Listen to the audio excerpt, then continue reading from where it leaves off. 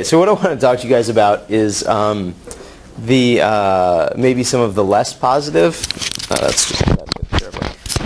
Some of the less positive aspects of network, and where this comes from is research I've been doing in Iraq and Afghanistan. And one of the things that goes on in these places is, as the wars have been going on in Iraq and Afghanistan, the ICT penetration has gone way up. Right. So this is kind of an estimate of the proportion of the population of Iraq. It's a country of about 22, 23 million people. This is an estimate of the proportion of the population covered by the network of this company Zain, which was the monopoly provider in the parts of the country that experienced most of the war from 2003 through 2008. And so, as you can see, Zain's kind of coverage is growing dramatically throughout the war. I can show you some pictures of this. What these are is, this is just a map of Iraq, the kind of, do you guys have a pointer? Yeah, I have a list pointer. Okay. Yes. I see, so in this case it's cell phone coverage. So each dot here represents a tower that typically has kind of 3 antennae on it. Just do the slides too if you want. No, that's okay. Just the pointer would be great. Okay. Cool. So, so just to highlight for those of you guys who aren't familiar with Iraq's geography, you've got Baghdad right here, you've got Basra down here, and basically what these are showing you is, in the year of 2004, the black dots are the towers that were active at the start of that year. The red dots are the towers that were built during that year, and the gray dots are all the towers that will eventually be built, and down here this is just the number of towers added per month. And so what you can see is, as the war is going on, the cellular network is being built out, and they build out in kind of a sensible way. Right? You start with kind of putting in cell phone coverage around the main population centers, and then you start to build on the main transport routes down to the south and out to the west to Syria, and then you start to kind of build the network in 2005, fill it in. You continue to build things in 2006, and you notice at the height of the war, from mid-2006 to mid-2007, when the violence got really, really bad, basically construction activity slows down a great deal and then picks right back up as violence starts to come down in the main parts of the country. And they continue to build out, flesh out the network in 2008 and 2009. Some of this is improving coverage. Have you guys talked about how cell phone networks work yet? Okay, yeah, so some of this is like cell splitting and building out the network so it can cover more calls at higher quality as demand and usage goes up, and some of this is covering new areas, where they want to provide coverage along these highways so that people have continuous use and they can bill more and whatnot. What's interesting about this is, if we normally think about cell phones as kind of an unalloyed good, but if you think about the problem of producing violence, right? So organizing an ambush, building bombs, getting people together to kill your enemies. For all of these things, efficient communications are really important. Right? So the most obvious one is, if I want to get a bunch of guys with guns together at a particular point in time to kill you, I need to be able to call you, you, and you, 3 of you guys, and say, all right, we know that he's going to be traveling down this road at this time, so you position yourself here, you put yourself here in a blocking position, we'll be here and here. You stop him with some fire, we'll get him in a crossfire, he's done, and we've accomplished our mission. Doing that is much easier if you can, call each other or text each other, in the same way that it's easier to get together with a bunch of friends for a movie, right? So kind of coordination is easier. You can also think that it's easier to put out people who are kind of spotters or will tell you when your target's coming. You can also do things like this. So this is a weapons cache from Iraq. So these are some old landmines. These are rocket-propelled grenades. This is a different kind of bazooka-type device. And this is a 155 millimeter artillery shell. Hundreds of thousands of these things were scattered around Iraq after the end of the war because we didn't secure any of the armories during the drive into Baghdad. And what the insurgents have done here is they've attached a cell phone to it as a detonator. And so you could use cell phones like this in a few ways. You could use them as a timer, so you actually set the alarm on the cell phone, and then solder to the circuit, to the speaker, a wire that you would then connect to a blasting cap inside the 155 millimeter artillery shell to set it off. So that didn't require cell phone coverage, but you could also use them in other ways. You could use them so that they would be command detonated. Right? So you would place a call to the phone. So you see a coalition vehicle driving by. When it gets to the right spot, you call the phone. The ringtone sends an electronic signal, blows it up. So that was very useful for the insurgents. They quickly, though, the coalition forces quickly figured out that this was going on, so they started jamming.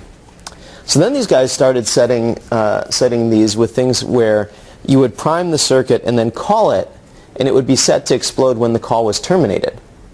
Right? And so when the jammer got to the point where it shut off the cell phone signal to the phone, then the bomb went boom.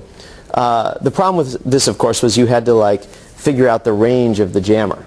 Right? As this vehicle is driving down the road, at what point does it stop the signal? And then you had to kind of set the triggering device sufficiently far ahead of the vehicle, sufficiently far offset from the explosive itself, that as the vehicle is driving down the road, gets to this point, the range is out here, cuts off the signal to the phone here, that then sends the signal back to the bomb here to trigger.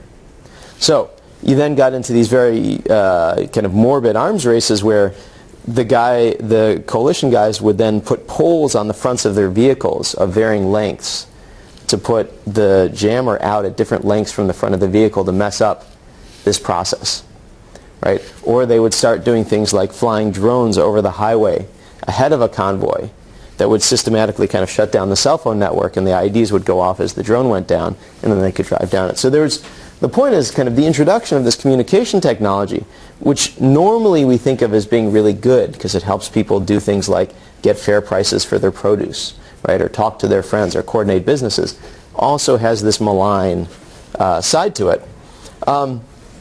And so, you might think that introducing cell phones and better communications technology has this bad effect. You also saw during this time lots of discussions of how the internet was a useful tool for radicalization and how people could take advantage of websites and the ability to post videos of them, engaging in what they consider to be heroic acts and kind of victorious attacks against the crusader enemy. There was lots of discussion about how that was making it easier to motivate the insurgency. Right? So from all those perspectives, you might think this was a bad thing.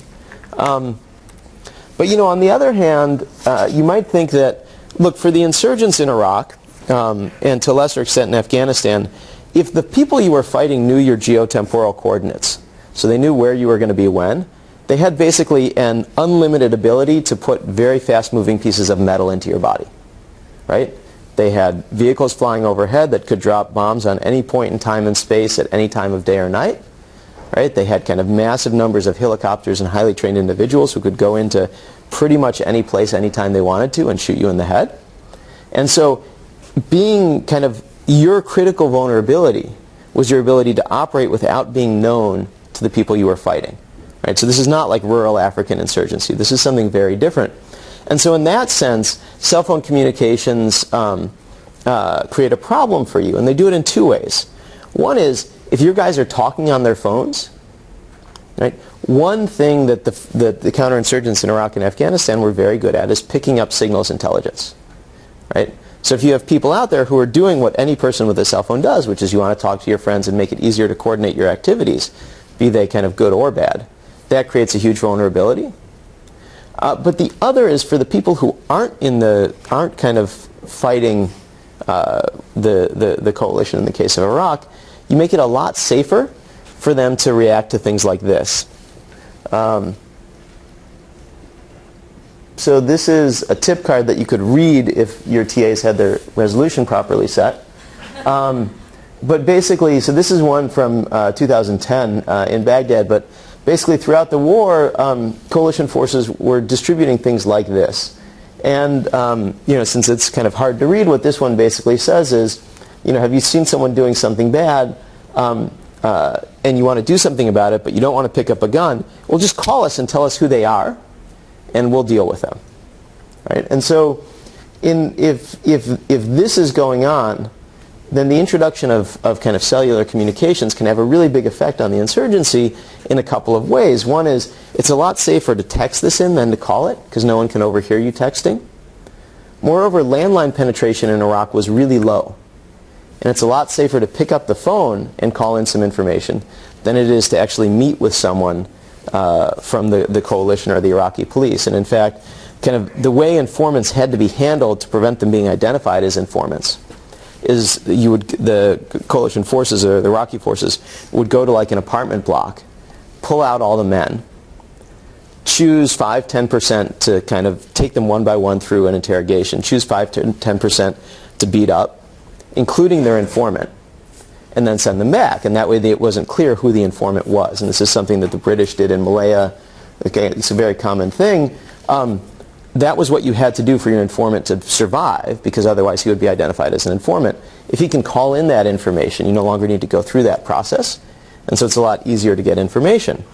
And so all of that leads to the prediction that introducing this technology might lead to lower levels of violence. Right?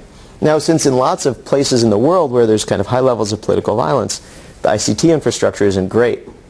And since it's really easy to put this stuff in, you might want to know which way this thing runs. And so we did some analysis. So what this is this is just another plot to show you data because you're engineers. How many of you guys are engineers, by the way? Everyone? Almost? Is it everyone? No, a couple non-engineers? Okay. I'm with the non-engineers. So what this is just the monthly attacks against coalition and Iraqi forces from February 2004 through February 2009. And each of these plots is a different district of Iraq. So District of Iraq is about 200,000 people in most of the country, about 900,000 people for places like Al-Muqtadiyah, which is an area in central Baghdad. And in blue, I've just plotted the number of insurgent attacks per month. And you can see there's loads of variation across the country, both in kind of the timing of the peaks. Right here in Heat, it happens at a very different time than here in Mahmudiyah. So Heat is an area in Anbar Governorate, mostly Sunni. Mahmudiyah is a mixed area in Baghdad. And then in red is the number of new towers built in that district in that month. Right? So you can see that like in Kark, so this is central Baghdad, mostly the green zone, they build a ton of towers there early on because it's like the wealthiest, most densely populated part of the country, so they need to provide a lot of service. But even when the violence is really bad in the area, they're still adding more coverage. And so, what we do with this is we take this and we do some statistical analysis where we basically study the relationship between changes in the number of towers in an area and changes in the rate of insurgent attacks, right? To try and get at, is this technology in this context like a force for good or a force for evil? And it turns out in this context that it's a force for good.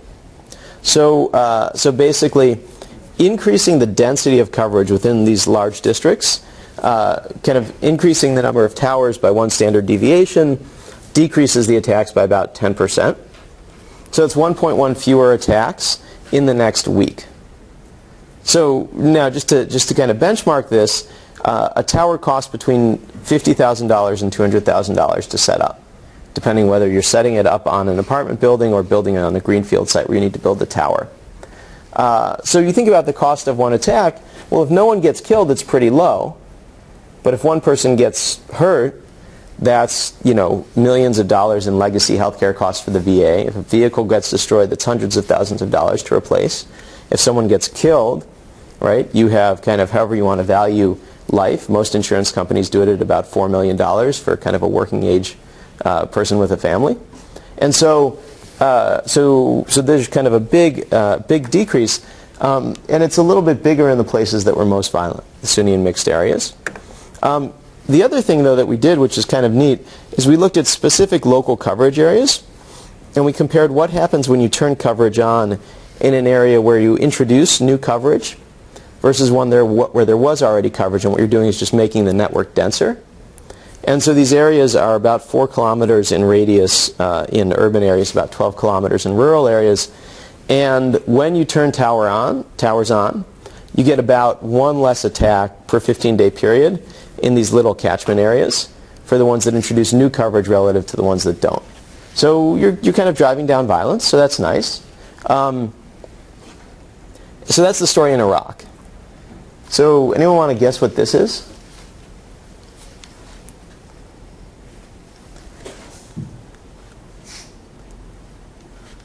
guys are engineers, man. Come on.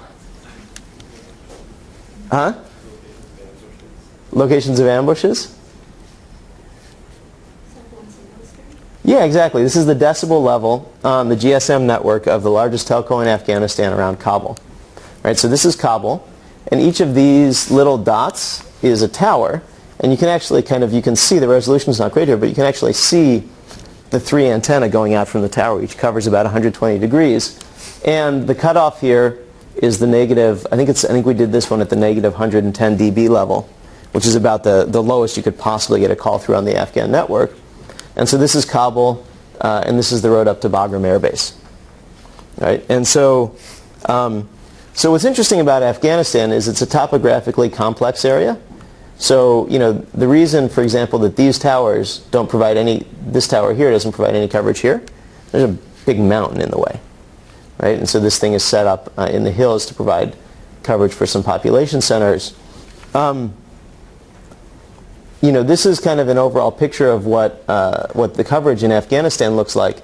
So the blue areas are covered areas from this largest telco. And the little dots here are estimates of the population for each 1 kilometer cell, actually, each 30 arc-second cell, from Landscan, which is this project that does population estimates. And what's interesting about this is just to highlight 2 things, is this is a really sparsely populated country. These guys cover between 60 and 80% of the population of the country, depending on which estimate you use.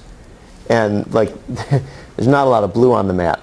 The other thing, though, that's interesting about this is that if you zoom in on some areas, so this is Kandahar, this is kind of the heartland of the Taliban. Kandahar airfield is here. This is the kind of second largest logistics base in the country. This is Lashkar Gah, kind of the center of opium production in the world. You see that the cell phone guys, they're covering the main roads reasonably well. Right? This is the main road around Afghanistan. But there are all these populated areas along river valleys where they're not providing any coverage. And so you might wonder why that is. Just to give you some background on this, part of it is there were like 200 people with phone service in Afghanistan when the U.S. and NATO invaded in November 2001. Roughly 65% of the population now has a cell phone. Right? So the country went from kind of a 16th century level of communication with the outside world to better than most places in Africa in 10 years. It's kind of remarkable. So some of this is just, it takes a while to build the stuff out. And this is kind of what it looks like. This is just the number of towers active in the 40 most violent districts of Afghanistan. And in the big cities like Herat or Kunduz or Mazar-i-Sharif, they're building more towers. That's not surprising. What is surprising, though, I'll show you this before I show you the last one. Or I don't know if this is surprising, is something's happening in Iraq that never happened in Afghanistan that never happened in Iraq. So in Iraq, the insurgents would threaten the telecommunications providers if they didn't keep their towers up. Right, so there are lots of reports from the guys who maintain the network saying, we have this problem, which is whenever a tower goes down, say because we let the generator run out of fuel, we get a call from someone threatening our lives because they really like having the towers up. Right? The opposite is true in Afghanistan. So each of these dots represents a tower. And the ones in black, these are all the towers that this firm has shut down because someone from the Taliban has come to them and said, you need to turn this tower off. The ones that are in yellow that show up here as impacted, so these guys down here around Jalalabad, these are ones where someone from the insurgents has come to them and said, this tower will be off between 6 p.m. and 6 a.m. or we'll blow it up. Right? And so they're only providing service for part of the day. Now, why would the insurgents do that? People kind of in Afghanistan clearly love their cell phones because they've all been buying them as fast as they can. Well, if you think that people are using this to call in information on you, then you might not want them to be able to talk at night when you're moving around. And so what that means, though, is that for us to do the kind of estimation that we did in Iraq, in Afghanistan is not possible. because whether or not you have coverage is a function of a bunch of stuff having to do with the market incentives of the cell phone company, but also whether the insurgents are active in an area and want people to be able to use their cell phones. Right, so you can't actually do the estimation the way you did in the other case. That said, we did do we looked at some interesting stuff. So what this is showing you is it's just kind of the correlation, bivariate monthly correlation between revenue at a tower and the number of attacks. And each dot here is a district of Afghanistan. So like Kunduz here, right? In Kunduz, when the number of attacks in a given month goes up by 1, on average, revenues in thousands of dollars from the towers in Kunduz go down by about $500. Right? So, but you know, this is kind of all over the map, so there's no clear relationship there. And you know, so that's really all I wanted to talk about, is just to highlight the fact that the communications technologies that you guys are studying here are mostly in kind of well-ordered, well-mannered, nicely developed Western countries viewed as an unalloyed good, right? And there's a huge literature that says even in developing countries they're great, right? There are these papers that show that when you introduce cell phone coverage along the coast of India, all of a sudden the market prices for fish across different markets along the coast converge to one price. Because what happens is the fishermen out doing the fishing, as soon as they haul in their catch, they get on their phone, they figure out where they can get the best price, and they go there.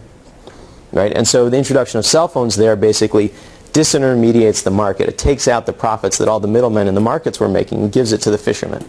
Right? So people look at that and they're like, great, markets are more efficient. Right? Same thing happens in grain markets in Niger. And so we generally look at this technology as an unalloyed good, but in these contexts where there's political contestation, it's not at all clear that that's the case.